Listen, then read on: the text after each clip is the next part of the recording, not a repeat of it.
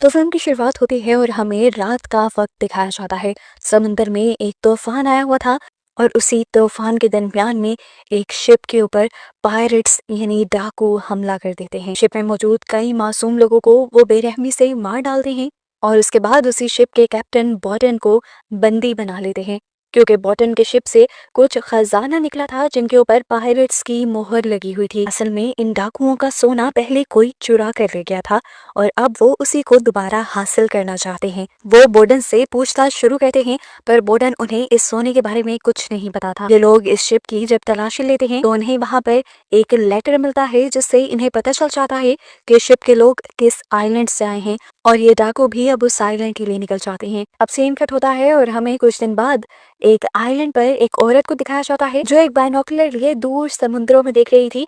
दरअसल वो अपने हस्बैंड के आने का इंतजार कर रही थी, जो लगभग 70 दिन से वापस नहीं लौटे थे। वो अब उदास होकर घर वापस आ जाती है और घर पर हम उसके बेटे को देखते हैं जो कि चल नहीं सकता। उसके बेटे के साथ साथ उसकी बहन भी इसी घर में रहती है और हमें पता चलता है कि वो जल्द ही इस घर से भागना चाहती है अपने एक दोस्त के साथ, और इस चीज की एर्सल को दूर दूर तक खबर नहीं है। अब रात होने पर एर्सल की बहन एलिजाबेथ अपनी बहन के लिए एक लेटर लिखती है और घर से भागने की तैयारी में लग जाती है, जबकि दूसरी तरफ हमें उसके दोस्त को दिखाया जाता है जो अब उसी जगह पहुंच गया था जहां पर उसने एलिजाबेथ को भी आने का कहा था। लेकिन एलिजाबेथ के आने से पहले ही यहाँ पर कुछ अजीबोगरीब दिखने वाले लोग उसके पास आते हैं, जिनके बिहेवियर से साफ लग रहा है कि वो उस लड़के को नुकसान पहुंचाने आए हैं। पर वो क्या करते हैं उसके साथ ये नहीं दिखाया जाता और सीन यहाँ से कट होकर दोबारा हम एलिजाबेथ को दिखते हैं जो सामान उठाए अपनी बहन के रूम में आती है। अपनी बहन के बेटे को प्यार करने के बाद वो वहीं पर लेटर रखती है और जब घर से बाहर निकलती है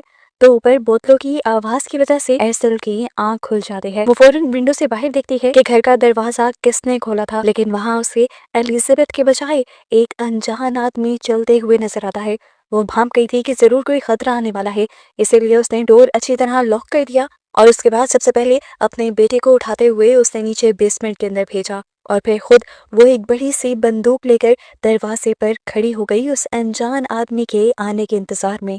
इससे पहले कि सामने का दरवाजा खुलता, पीछे से कोई आकर उसके ऊपर हमला कर देता है। फिर उसके बाद सामने से भी आदमी आकर उसे मारने लग जाते हैं और ये लोग बहुत ज्यादा बेरहमी से उसे मारते हैं, जिसके बाद वही आदमी जो पहले एलिजाबेथ के दोस्त के साथ भी दिखाया गया था वो अब एर्सल के सामने आता है और उसे एक सोने का बिस्किट दिखाते हुए पूछता है, बताओ इसके साथ का बाकी खजाना कहाँ है। लेकिन एर्सल जवाब देती है, मैं किसी खजाने के बारे में कुछ नहीं जानती। और उसके इस जवाब के बाद स्काउट नामी उस आदमी को और भी ज्यादा गुस्सा आ जाता है और वो अपने आदमी को दोबारा से उसे मारने को कहता है। सुबह होने पर जब एलिजाबेथ वहां पहुंची जहां पर उसे उसके फ्रेंड ने पहुंचने को कहा था, तो अपने दोस्त की लाश देखकर वो वहीं पर टूट जाती है।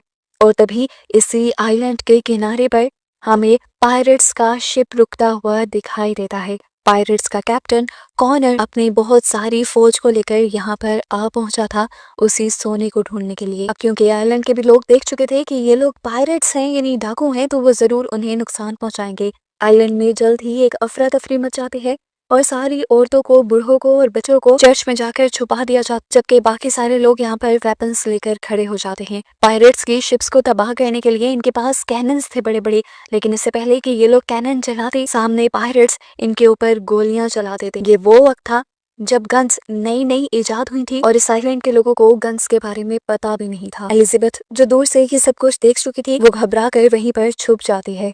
अब कॉनर यहाँ आकर सब लोगों से पूछने लग जाता है कि बॉटन का घर कौन सा है। उसकी ये बात सुनकर सारे अजीबोगरीब रिएक्शन देते हैं और कहते हैं कि तुम एक नॉर्मल सी मछली पकड़ने वाली लड़की को पकड़ने के लिए इतनी सारी फौज लेकर आए हो। तो यहाँ कॉनर सबसे कहता है, तुम लोगों को आज तक झांसे में रखा गया है, वो कोई आम लड़की नहीं है। इससे पहले कि वो कुछ और भी कह पाता, यहाँ पर स्कॉट आ जाता है जिसने पहले से ही अरसल पर हमला कर उसे बंदी बना लिया था। वो हंसते हुए कॉर्नर को बताता है कि तुम्हारी चिड़िया मेरे पास है।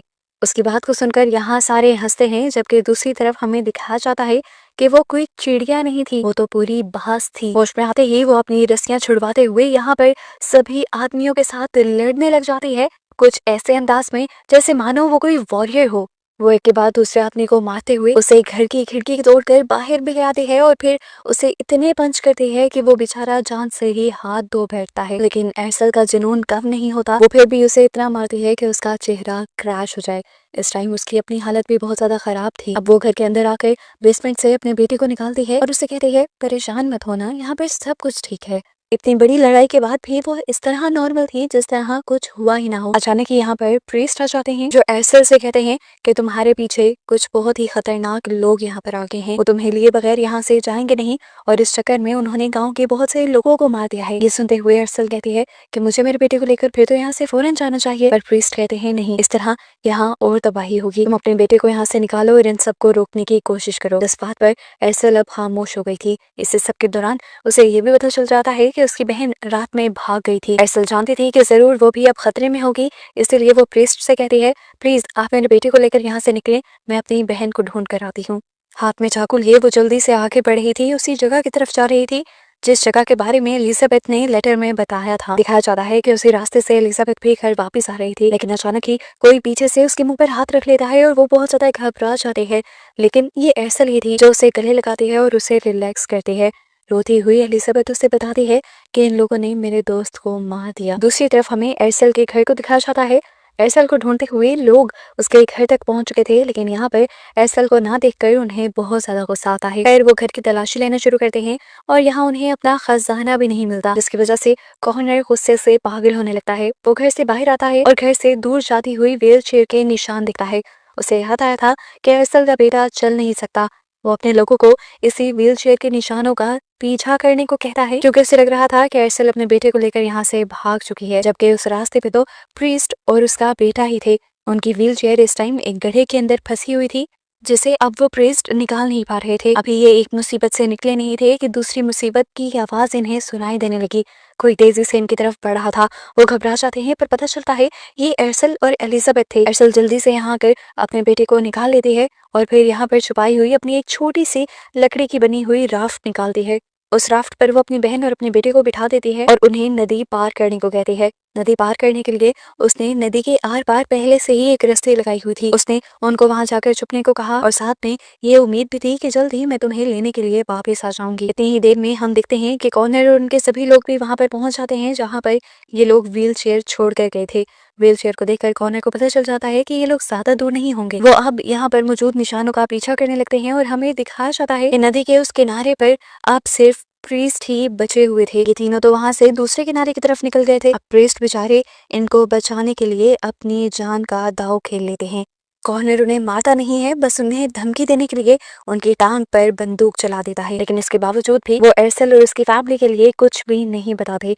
तो अब कॉर्नर अपने लोगों को इस नदी को पार करने को कहता है। उसके लोग नदी में उतरते तो हैं, लेकिन नदी को पार नहीं कर पाते, क्योंकि नदी में बहुत सारे मगरमच्छ थे जो उनके ऊपर अब हमला कर चुके थे और उन्हें मार चुके थे। खैर, जो लोग नदी को पार कर चुके थे उनका सामना करने के लिए एरसल यहाँ पे रुक जाती है और अपनी बहन और अपने बेटे को यहाँ से भेज देती है। इन सब लोगों के पास हालांकि मॉडर्न वेपन्स थे, जबकि एरसल के पास सिर्फ एक ही चाकू था और वो उसी एक चाकू से इन सब से ऐसा लड़ती है कि सभी को धूल चटा देती है और सबको मार डालती है। दूर दरख्त के पीछे छुपे हुए उसकी बहन और बेटा जब ये सब दिखते हैं तो वो भी शौक रह जाते हैं और तभी उसे दूर से एक आवाज सुनाई देती है जो पायलट कैप्टन की थी। वो उससे कहते हैं, बहुत हो गया ये तमाशा, मैं और ये चूहा बिल्ली का खेल नहीं खेलूंगा। तुम रात को अपने घर मेरा पूरा खजाना लेकर आओगी और उसके बदले मैं तुम्हारे हस्बैंड की जान छोड़ दूंगा। अब जैसे ही एरसल को ये पता चलता है कि उसका हस्बैंड इन लोगों की कैद में है, तो वो ज्यादा कुछ कह भी नहीं पाती और बस पायरेट्स की लैंग्वेज में हाँ बोल देती है। जिसके बाद वो अपने बेटे और बहन को लेकर एक ऐसे खुफिया गार के अंदर आ जाते हैं जिसके बारे में कोई भी नहीं जानता था, और इस गार के अंदर सारी शिप से रिलेटेड चीजें रखी हुई थी और ये गार किसी और का नहीं बल्कि एरसल का ही सेट किया हुआ था। अभी तक उसकी बहन और उसका बेटा बहुत ही ज्यादा कंफ्यूज थे। वो उससे पूछते हैं, आखिर वो सब तुमने कैसे किया, उन सबको तुमने कैसे हराया। एरसल भी अब उनसे ज्यादा अपनी सच्चाई नहीं छुपाती और बता देती है कि मैं भी कभी अपनी शिप की कैप्टन हुआ करती थी, लेकिन सालों पहले जब एक मर्तबा हम समुद्र में अपना सफर कर रहे थे तब कॉर्नर और उसके साथी लुटेरों ने हम पर हमला कर दिया। हालांकि उस वक्त मैं बहुत छोटी हुआ करती थी, पर फिर भी मैं बहादुरी से लड़ रही थी। उस सब के बावजूद वो लुटेरे बहुत ज्यादा थे और उन्होंने मेरे शिप के सभी लोगों को मार डाला, जिसके बाद वो मुझे अपने साथ ले गए। वक्त गुजरा और मैं उन्हीं के साथ पलती बढ़ती रही, उन्हीं के क्रू का एक हिस्सा बन गई। उन्होंने ही मुझे लड़ने की ट्रेनिंग दी थी और यही वजह है कि आज मैं अकेली इन सब का मुकाबला कर पा रही हूँ। पर मेरा यकीन मानो, जब से मेरी शादी हुई तो मैंने ये सब कुछ छोड़ दिया, लेकिन अब ये लोग इस सोने के पीछे यहाँ आ गए हैं। है, इसके बाद वो अपने प्लान के ऊपर काम करना शुरू कर देती है और रात होने पर वो अपनी बहन से कहती है कि अगर मैं ज्यादा देर तक ना वापस लौटूं तो तुम मेरे बेटे के साथ इस शिप में बैठ कर भाग जाना और मेरी टेंशन तो बिल्कुल मत लेना, मैं तुम्हें ढूंढ ही निकालूंगी और तुम्हारे पास वापस जरूर लौटूंगी। इसके बाद वो अब अपने हथियार लेकर यहाँ से निकल जाती है, जबकि बॉर्डन को अब उसके घर पर लाया जाता है। बॉर्डन जब अपने घर के बाहर खून देखता है तो तड़प जाता है, क्योंकि उसे लग रहा था कि इन जालिमों ने उसके बेटे को मार दिया। ठीक इसी टाइम पर हम देखते हैं कि कॉर्नर के साथ ही कॉर्नर को समझा रहा था कि कुछ भी बुरा करने की इस आदमी के साथ जरूरत नहीं है, हमें बस अपना सोना चाहिए, जिसके बाद हम यहाँ से निकल जाएंगे। उसे डर था कि कहीं कॉर्नर एयरसेल से अपना बदला लेने के लिए उसको हस्बैंड को न मार दे, क्योंकि पास्ट में एयरसेल ने ही इन्हें धोखा देकर शादी कर ली थी। यहाँ अब एयरसेल के घर के बाहर शाम से रात हो जाती है और एयरसेल नहीं लौटती। उसका हस्बैंड भी थक जाता है और ये सब लोग इंतजार करते रह जाते हैं और अचानक वो एक कुएं के पीछे से निकलती है, एक सुरंग वाले रास्ते से, और निकलते ही यहाँ एक एक करके सभी लोगों को खामोशी से मारना शुरू कर देती है।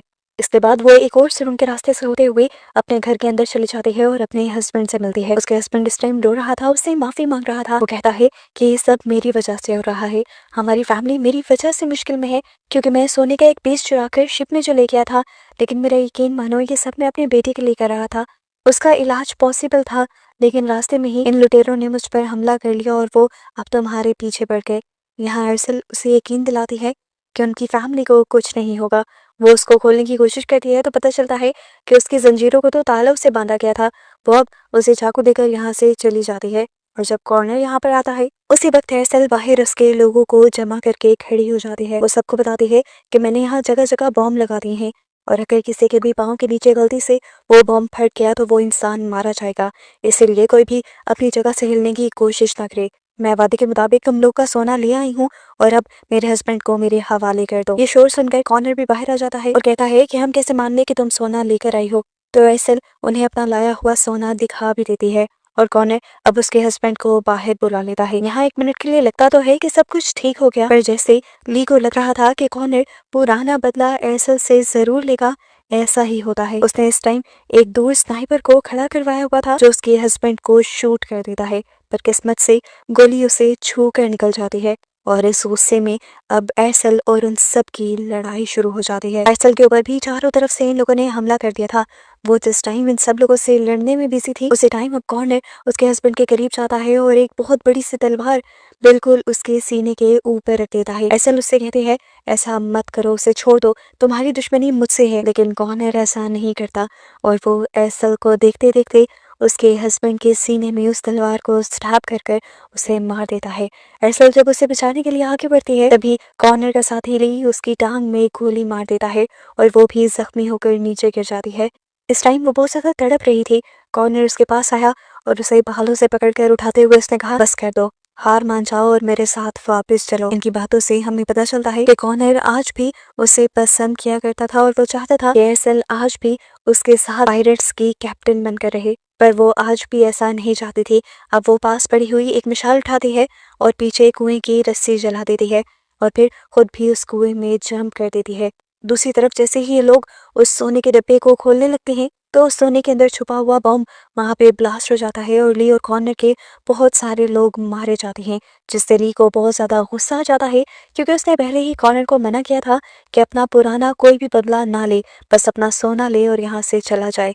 लेकिन आज उसकी वजह से इनके बहुत से लोग मारे गए थे और अब इनकी ताकत कम हो चुकी थी। ली अभी भी उससे कहता है कि इस जंग को यही बंद करो और चलो यहाँ से, लेकिन क्योंकि कॉर्नर ऐसा नहीं करना चाहते था तो ऐसे में उनकी लड़ाई हो जाती है और कॉर्नर ली को ही मार डालता है। जिसके बाद वो अपनी बची हुई टीम से कहता है, मिशन के इतनी करीब आकर हम हार कर वापस नहीं जा सकते, क्या तुम लोगों को वो सोना नहीं चाहिए? एक मर्तबा हमें वो सोना मिल गया तो हम माला माल हो जाएंगे। सोना तो इन्हें मिल गया था। ये लोग कंफ्यूज हो जाते हैं कि कैप्टन क्या कह रहा था, लेकिन यहाँ पर कैप्टन यानी कॉर्नर बताता है वो सोना जो वो लड़की लेकर आई थी वो नकली था और अभी भी असली सोना उसी के पास है, हमें वो जल्द ही ढूंढना होगा। अपना साथ देने के लिए वो इन्हें एक दूसरी लालच भी देता है कि अगर हमें वो सोना मिल गया तो हम ये डकैती का काम छोड़ देंगे और हम आजाद होकर अपनी अपनी फैमिलीज के साथ रहा करेंगे। बस ये सुनना था कि सब लोग दोबारा मिशन के लिए तैयार हो जाते हैं, जबकि यहाँ पर हमें दोबारा से एसल को दिखाया जाता है जो इस कुएं से होते हुए दोबारा अपने हाइड आउट में आ गई थी। इस टाइम वो बहुत ही ज्यादा जख्मी थी। उसकी बहन उसका ऑपरेशन करती है छोटा सा और उसकी टांग में से गोली निकालने में कामयाब हो जाती है। इस टाइम वो बहुत ज्यादा उदास थी। वो अपने बेटे और बहन को बता भी देती है कि अब उनके डैड और भाई इस दुनिया में नहीं रहे। ये सब लोग यहाँ पे उदास हो जाते हैं, जबकि दूसरी तरफ हमें कॉर्नर को दिखाया जाता है जो उसी कुएं से आगे सुरंग को ढूंढने की कोशिश में लग गया था जहाँ पर एसल छुपी हुई थी। दूसरी तरफ एसल भी अब वहाँ आराम नहीं कर रही थी। उसने भी लड़ने की पूरी तैयारी कर ली थी क्योंकि वो जानती थी कि ये जंग तभी खत्म होगी जब या कॉर्नर मरेगा या वो। इस जंग में अब उसका बहन और बेटा भी साथ देने के लिए तैयार हो जाते हैं। अब ये लोग जैसे ही इस सुरंग के अंदर पहुंचते हैं, छुपी हुई एसल इन सबको अपनी बंदूक से शूट करने लगती है और एक एक कर सबको मार देती है। जब आदमी बहुत ही कम बचते हैं तो कॉर्नर से कहता है, इतनी बुजदिली कैसी, छुप के क्यों लड़ रही हो, बाहर आओ और मेरे साथ फाइट करो। उसकी बात सुनकर एसल बाहर निकल आती है और यहाँ मौके का फायदा उठाकर एलिजाबेथ अपनी बहन के बेटे को लेकर यहाँ से जाने ही वाली होती है कि उनके ऊपर कोई हमला कर देता है, उन्हें कोई रोक लेता है। लेकिन यहाँ पर बच्चा होशियारी दिखाता है और अपने हाथ में मौजूद चाकू उसके बाजू में स्टैब करते हुए खुद को और अपनी आंटी को बचा लेता है। अब वो आदमी जिसको उन्होंने जख्मी किया था वो उसका पीछा नहीं छोड़ता। वो दोबारा उनके जब पीछे पड़ जाता है तो एलिजाबेथ यहाँ पर एक रस्सी खींचते हुए उसमें से निकलता हुआ तीर उसके ऊपर छोड़ देती है। जब वो आदमी जख्मी हो जाता है तो एलिजाबेथ उसके करीब जाती है और देखती है कि उसके गले में वही लॉकेट था जो उसने अपने फ्रेंड को दिया हुआ था। ये देखकर वो समझ गई थी कि इसी ने उसके फ्रेंड को मारा था। उसके अंदर बदले की आग इतनी बढ़ जाती है कि वो इस लॉकेट को छीनते हुए उस आदमी को मार देती है। जबकि दूसरी तरफ अब दोबारा हमें एसल को और कॉर्नर को दिखाया जाता है जो लड़ते लड़ते बाहर आ गए थे और यहाँ इनको लड़ते हुए रात से सुबह भी हो गई थी, लेकिन कोई भी हार मानने वाला नहीं था। कॉर्नर ने अरसल को बहुत ज्यादा जख्मी कर दिया था और बार बार वो उससे कह रहा था कि हार मान ले, पर अरसल ने कहा कि हार मानने से अच्छा मुझे मरना कबूल है। वो अब उसके सीने में स्टैब करने ही वाला था कि पीछे से एलिजाबेथ ने अपनी बहन को बचाने के लिए आकर कॉर्नर को शूट कर दिया। एरसल भी अब मौके का फायदा उठाकर कॉर्नर को पेट में स्टैब करती है और फाइनली उसकी मौत के साथ ये लड़ाई यहाँ खत्म हो जाती है। पर मूवी नहीं दिखाया जाता है कि एरसल भी बहुत ज्यादा जख्मी थी इस सारी लड़ाई की वजह से, वो भी वहीं पर गिर जाती है और तभी दूर दिखाया जाता है कि उसका बेटा भी अब एक छोटी सी कश्ती को चलाते हुए यहाँ इसी पहाड़ी के करीब ले आया था। अचानक उसका पाँव एक टूटी हुई लकड़ी पर पड़ता है। वो जब लकड़ी को पाँव से हिलाता है तो देखता है कि इसी कश्ती के अंदर उस सारे सोने को छुपाया हुआ था। एरसन और एलिजाबेथ ये सब देखकर हंसने लग जाती हैं और समझ जाते हैं कि अब ये लोग आजाद थे इन सब से और अब वो इस सोने का इस्तेमाल करके एक अयाशी की अच्छी जिंदगी जी सकते थे। और इस तरह बस इन्हें दिखाते हुए ही ये मूवी यहाँ खत्म हो जाती है।